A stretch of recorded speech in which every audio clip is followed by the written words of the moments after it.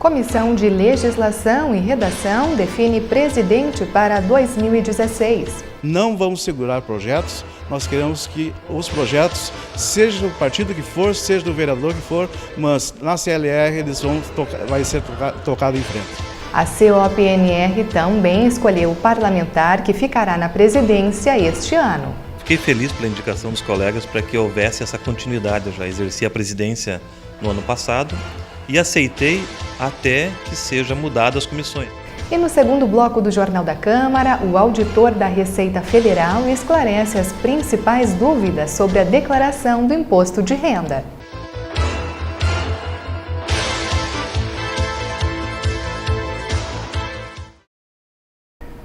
Boa noite! 29 de fevereiro é uma data especial não apenas para os vereadores de Passo Fundo, mas também para a comunidade. Foi neste dia, em 2008, que o plenário foi inaugurado. Com uma área construída de 780 metros quadrados e capacidade para acomodar mais de 200 pessoas, o local foi considerado o mais moderno do interior do estado. E na Câmara de Vereadores existem as chamadas comissões permanentes.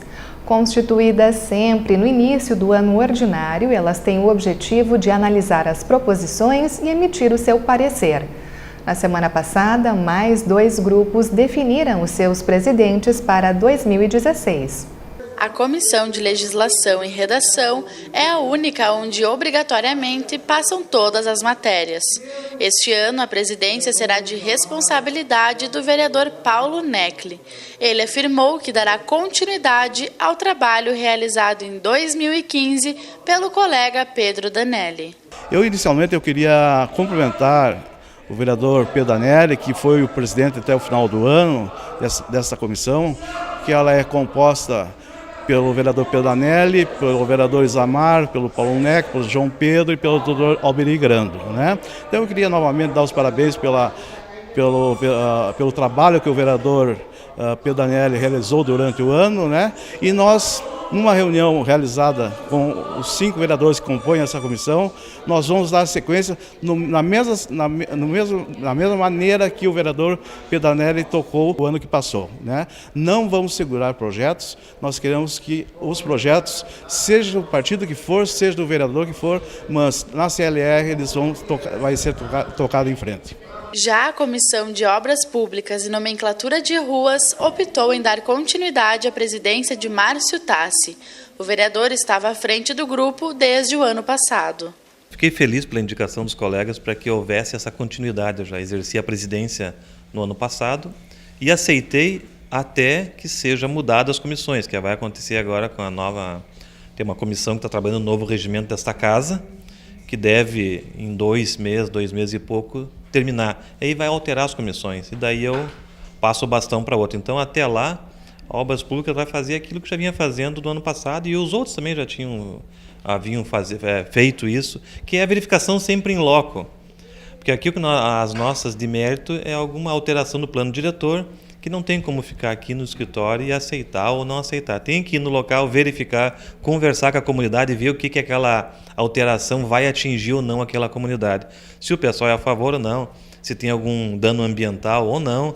Então é isso, a nossa comissão ela é mais de ir no local do que ficar aqui na Câmara de Vereadores. Então vai ser a mesma coisa, nós vamos continuar verificando em loco todas aquelas atribuições que forem de mérito da Obras Públicas e Nomenclatura de Ruas. As 2 comissões devem realizar reuniões semanalmente. A CLR tem encontro marcado todas as segundas-feiras, às 2h30. Já a COPNR deve se reunir nas quartas-feiras, também às 2h30 da tarde. E nesta noite, logo depois da sessão plenária, você assiste aqui no canal 16 o Literatura Local. O programa é uma parceria com a Academia Passo Fundense de Letras e hoje traz a sua nova presidente. Veja um trecho da entrevista. E chegou num ponto que a academia está tão grande, tão bonita e está fazendo um trabalho tão bom, né? Que chegou agora em 2015 que os colegas, os acadêmicos lá me multaram para assumir essa presidência e eu não tive como dizer que não, porque não sou eu a presidente, somos nós que vamos gerir esta casa tão bonita que está fazendo um trabalho para a comunidade de Passo Fundo bonito. Tu tens uma relação da diretoria? Tenho relação da diretoria. Acho que seria interessante neste primeiro programa de 2016 a leitura da diretoria. Então, nós somos, a diretoria é formada por várias pessoas, né? Eu como a presidente, o Ivaldino Tasca como vice-presidente, Paulo Domingos da Silva Monteiro, secretário, a Elizabeth Souza Ferreira como a primeira secretária, a Marilise Leque como a segunda secretária, o Júlio César Pérez, o primeiro tesoureiro, a Sueli Gelling Froze, a segunda tesoureira. E amanhã o Esporte Clube Passo Fundo enfrenta o Veranópolis pelo Campeonato Gaúcho. A partida acontece no Vermelhão da Serra às 8 horas da noite. Os ingressos já estão à venda e custam R$ 30 na arquibancada e R$ 50 na área social. Mulheres e crianças menores de 12 anos não pagam.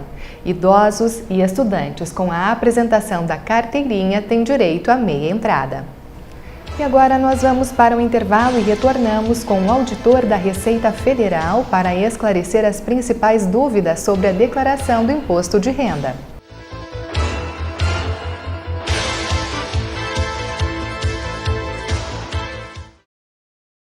Eu tenho 15 anos. Meu prato preferido é lasanha. Beterraba? Nem pensar.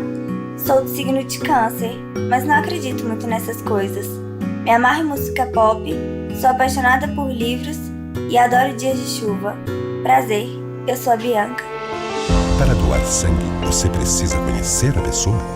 Pronto, agora você já conhece a Bianca. Seja para quem for, seja doador. Procure o Hemocentro mais próximo.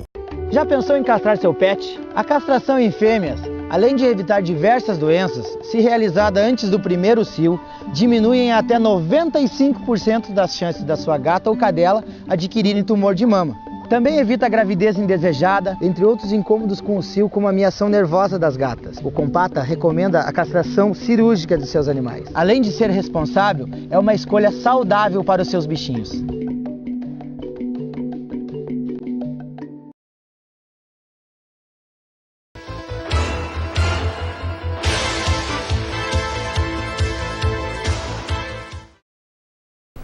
O prazo para fazer a declaração do imposto de renda inicia amanhã.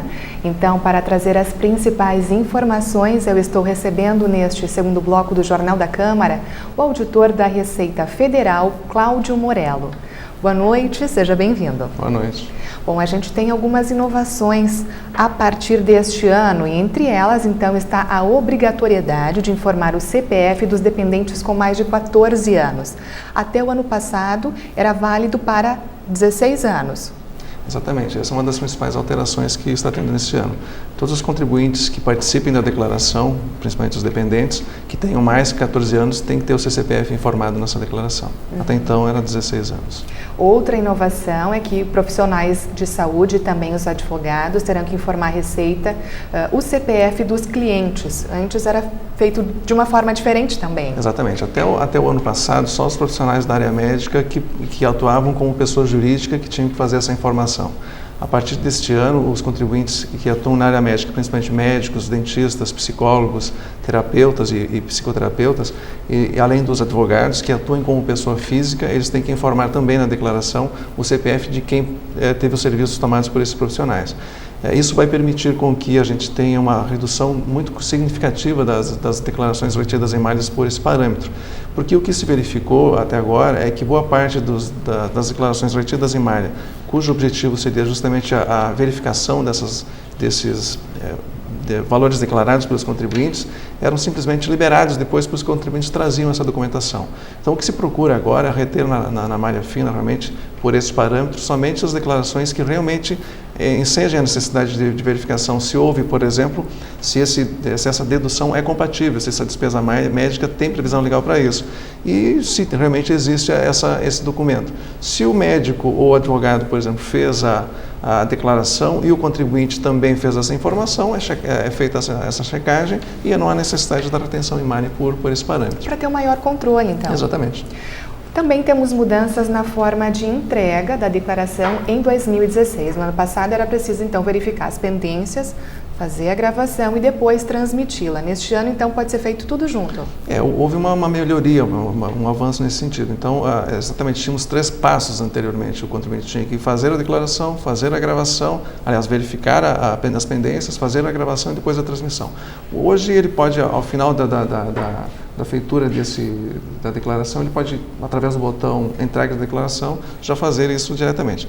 Não necessariamente precisa utilizar essa sistemática, ele pode continuar como fazia anteriormente, ele pode fazer a gravação e principalmente o que acontece com os escritórios de contabilidade, que tem várias declarações para serem feitas, pode fazer verificação, gravação e após isso, então, fazer a transmissão de todas as declarações. A intenção é facilitar para o contribuinte. Exatamente. Bom, então, basicamente, quem precisa fazer a declaração neste ano é quem recebeu em 2015 rendimentos tributáveis a partir de R$ 28.123,91. É isso? Essa é a obrigatoriedade mais difundida. Na verdade, os contribuintes que têm que fazer a declaração, além dessa condição, eles têm outras situações que têm que ser observadas independentemente também. Por exemplo, os contribuintes da nossa região, por exemplo, que tem uma atividade agropecuária bastante intensa, também tem que observar isso.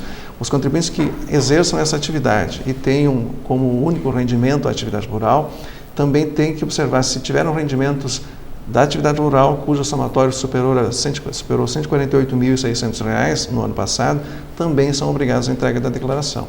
Além disso, contribuintes que tiveram alienação de bens e direitos e apuraram um ganho de capital, quer dizer, um valor de venda acima do valor do custo, também são obrigados à entrega da declaração. Além disso, também contribuintes que tiveram na sua posse ou propriedade no final do ano passado bens ou direitos cujo custo de aquisição, não o valor de mercado em 31 de dezembro, mas o custo de aquisição, somatório desses bens e direitos, móveis, imóveis, aplicações financeiras, direitos relativos a empréstimos concedidos, o somatório desses bens superou 300 mil, também é obrigado a entregar a declaração. Herança entra nesse caso. Herança entra nesse caso, mas aí tem um outro parâmetro também que é interessante, porque os 28 mil se referem somente a rendimentos tributáveis, aqueles oriundos do rendimento do trabalho, com ou sem vínculo empregatício, aluguéis, arrendamentos, por exemplo. Mas existem os outros rendimentos, os isentos, que são, por exemplo, rendimentos da poupança, rendimentos de transferência por herança, rendimentos de resgate do fundo de garantia, ou então rendimentos de tributação exclusiva, que aí entram os relativos ao ganho de capital na venda de bens, ou então aplicações financeiras que não a poupança. O somatório de todos esses rendimentos, se for superior a 40 mil, também é obrigatório a entrega, mesmo que não alcance os outros parâmetros. E é interessante que esses contribuintes que estão obrigados à entrega, eles têm que fazer durante esse período sob pena de uma aplicação pecuniária, de uma multa posterior, ou então algumas restrições de direitos. O prazo de entrega, então, vai a partir do dia 1º de março, como eu mencionei amanhã, então, até o dia 29 de abril. A declaração deve ser feita pela internet, tablets, smartphones, tem aplicativo, como é que funciona? Nós temos várias sistemáticas. Então, a partir agora do último dia 25 de fevereiro, foi disponibilizado no site da Receita Federal a possibilidade do contribuinte baixar o programa e fazer o preenchimento que vai acontecer a partir de amanhã até o dia 29 de abril. Essa é uma sistemática praticamente extensível a todos os contribuintes. Então, o contribuinte faz a baixa desse programa e preenche, depois envia pelo próprio ReceitaNet, que é um outro programa também disponibilizado pela Receita. Existem outras duas formas, que seria através do próprio site da Receita ou então através dos dispositivos móveis, smartphones ou tablets. Nesse caso, há algumas restrições. Por exemplo, contribuintes que tenham auferido rendimentos ou feito pagamentos superiores a 10 milhões de reais no ano passado, também eles só têm a possibilidade de fazer através do programa e não através dessas situações. O contribuinte que tem exercido a atividade rural ou ter tido ganho de capital também não pode fazer através dos smartphones ou tablets ou do site, tem que ser diretamente do programa. Mas há uma grande gama de contribuintes que conseguem fazer através desses novos dispositivos. Se não fizer até o dia 29 de abril, então tem multa? Exatamente. Os contribuintes que estão obrigados, eles têm que fazer até dia 29 sob pena de uma aplicação de multa. Essa multa ela é mínima de R$ 165,74 e que pode chegar até 20% do imposto devido. É importante que se ressalte que é do imposto devido, porque um contribuinte que tenha, por exemplo, apurado R$ 1.000 de imposto a restituir, por ele ter tido uma retenção na fonte de 10 mil, por exemplo, e imposto a pagar de 9 mil, ele vai ter 1.000 a restituir, mas se entregar a declaração após o prazo, ele vai ter uma multa de até 20% sobre os 9 mil. Então é importante que se tenha bem muita atenção a isso. Além dessa penalidade pecuniária que o contribuinte está sujeito, ele vai ter algumas restrições, porque o CPF dele pode ficar suspenso, e com isso ele pode ter restrições, por exemplo, na participação de concursos públicos, a obtenção de benefícios previdenciários ou mesmo a obtenção de empréstimos através de bancos públicos. E também o ideal é que não deixe para o último dia, para a última hora para fazer a declaração, porque geralmente o sistema fica congestionado, né? Exatamente, é bom que não se deixe o jeitinho brasileiro para a última hora, né? Embora nos últimos anos a declaração, os sistemas da Receita tenham sido um pouco aprimorados e não tenha tido esse congestionamento, é bom não se deixar para o final. Até porque você pode ficar surpreendido no final com a falta de algum documento ou alguma informação. Né? Então é importante que se faça o quanto antes essa entrega. Bem, aqui em Passo Fundo a expectativa então de declarações é de em torno de 40 mil e quem for isento, Cláudio, para a gente finalizar a entrevista não precisa fazer nada. Quem for isento, quem não estiver enquadrado nas obrigatoriedades de entrega não precisa fazer. Se fizer e mesmo fora do prazo não tem multa, essa é importante. Então, quem está obrigado tem que fazer dentro do prazo, se fizer fora do prazo tem aplicação da multa. Quem não está obrigado, por exemplo, tenha tido rendimentos inferiores aos 28 mil, mas tenha tido retenção na fonte e com isso ele queira restituir, ele pode fazer no prazo ou fora do prazo, sem problema, sem aplicação da multa. Outras informações então no site da Receita, que é o www.receita.fazenda.gov.br ou pelo Receita Fone através do número 146. Neste segundo bloco do Jornal da Câmara, eu conversei com o auditor fiscal da Receita Federal, Cláudio Morello. Cláudio, obrigada pelas informações e uma ótima noite. Obrigado. Uma ótima noite a você também que acompanhou esta edição do Jornal da Câmara. Nós temos um novo encontro amanhã. Até lá!